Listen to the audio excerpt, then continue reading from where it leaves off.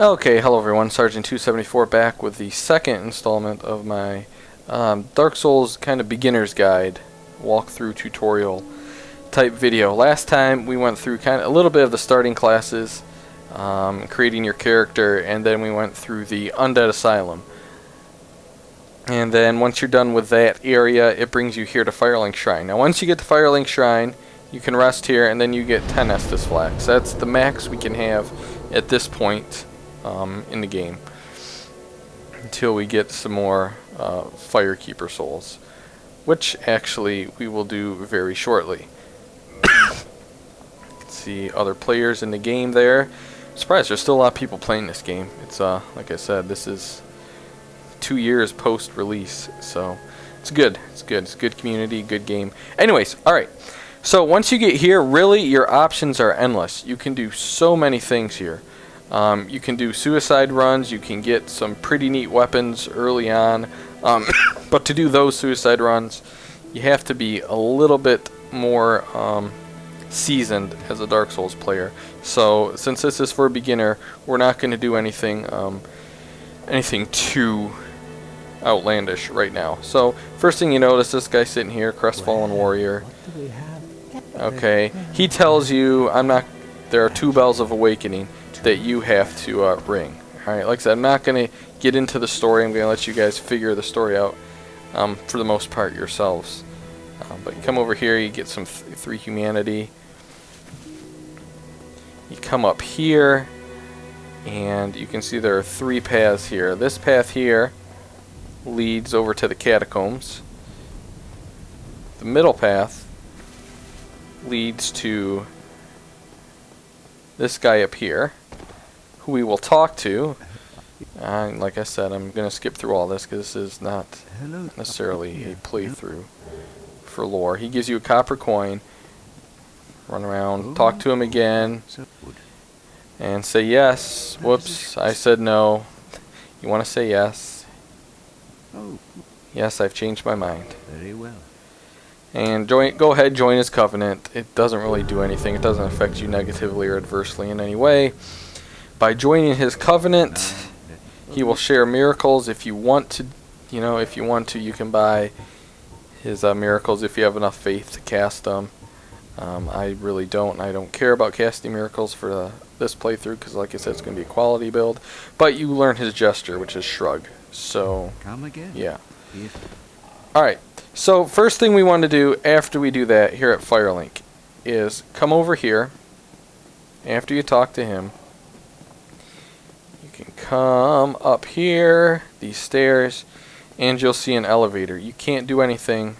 The elevator's, well, it's an elevator shaft. It's not functional at this point in time.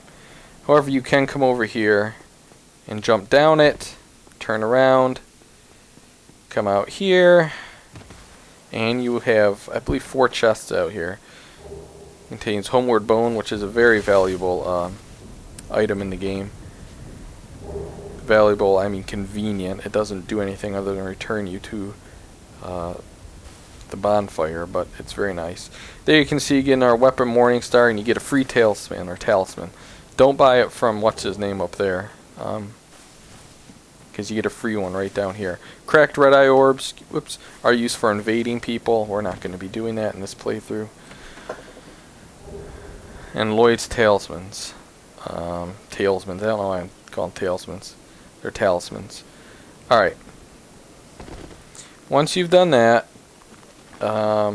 this is the Catacombs here. You can come over here, and if you run this way and go along the edge, you find another little soul there. Alright. Before we do our suicide runs now, we're going to come level up. So, like I said, this is going to be a quality build. So, we want to get strength up to ultimately 27 and dex up to 40. And then we'll top off with 40 endurance, and then I think it's right around 36 vitality. I might throw 2 into attunement just to work in some pyro, but for now we're just going to put all in strength because that'll allow us to use some of the weapons that are upcoming shortly. So there we go. Now we only have 81 souls, so we can do our suicide runs without worrying about losing any souls if we die or not. Excuse me. Alright, so first suicide run we're going to do. You may not die doing this, but we're just going to come down here and collect some random junk, really. So come over here, pick up a large soul, get out of there. Then we're going to run over here, pick up another soul. I'm going to come up here,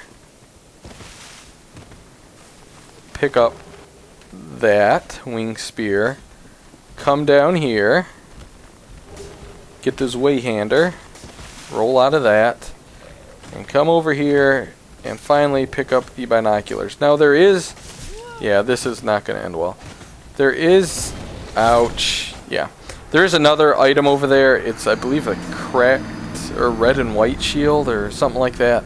It's not better than our heater shield right now. So, like I said, you died, you lost 81 souls, no need to go back for them. So what did we pick up? We picked up the Zweihander, which you can see is a ultra greatsword. It looks like that. Looks pretty cool. We can two-hand it, but we're not going to be using that for now. We're going to stick with a longsword. We also picked up the wing spear, but you need 15 ducks for that, and we don't have that yet. And that looks like that. So yeah, it's just a spear. Alright, next suicide run we're going to do is down here into New Londo, the New Londo ruins. Here's a Firekeeper right there. Actually, you know what, guys, there's a shortcut. You don't have to go all the way over there. You can just come over here and drop right down. Makes it a whole heck of a lot easier. Let's equip our sword. Come down here. Hop on the elevator. This will take you down to the New Londo ruins, where whoa, why is it lagging there a little bit? I forgot, there's a soul over here you guys can pick up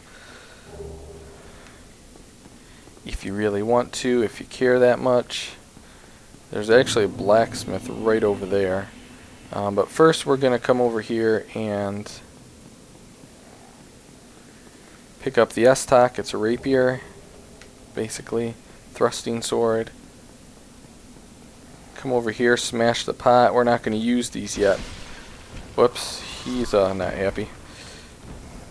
You get Transient Curse. Transient Curse are the only way, well, one of the only ways that you can attack the ghosts over here of New Londo with a regular weapon. You can either be cursed yourself or you can get a cursed weapon, but we're not going to do that. So what you want to do is run over here, make a U-turn, come down here, and get this Firekeeper soul. And then you can try to run out of here. It's not going to work for me. You can run back if you get lucky, but it's really not worth it, honestly. So, yeah. There you go. Now we have the Firekeeper soul, which you take down here to the Firekeeper, and she will reinforce your Estus flask. And there you go. Now you have Estus flask +1. Basically, it heals more of your health. Alright. One more suicide run that pretty much everyone can do. This one isn't going to be that difficult to do. I forgot to raise the elevator up. This, you don't have to do this one that I'm about to do right now. If basically all we're going to get here is a shield that's good against fire damage, a sword that actually scales somewhat with faith, and then we're going to try to get a ring for us to wear, the red tearstone ring. Like I said, I haven't done this in a while, so it may not work. But we're going to try it. Alright, and this is one of the reasons you need the master key. You can't do this without it. There's a soul right there. You can also go down to Blighttown through that area. That's the back entrance to Blighttown. There's another Firekeeper soul down there, and there's a few weapons down there that are pretty good too, but we're gonna avoid that area for now because, like I said, these are suicide runs and we don't really need to do that. Alright, now we're probably gonna die here. Soon as you wake this guy up, you pretty much are guaranteed a death. Alright, that's a soul over there. This is Astora's straight sword and then the dragon shield. And yeah, I couldn't cancel that stupid animation there, so. But we got the Dragon Crest Shield and Astora's Straight Sword. Dragon Crest Shield is good. It's another 100% block or physical reduction shield if you didn't have one of those in your starting class, and also is very good against fire, which will come in handy later. Alright, real quick, we're gonna... you know what, we're not gonna get the red tearstone ring. That's a little more advanced, I guess.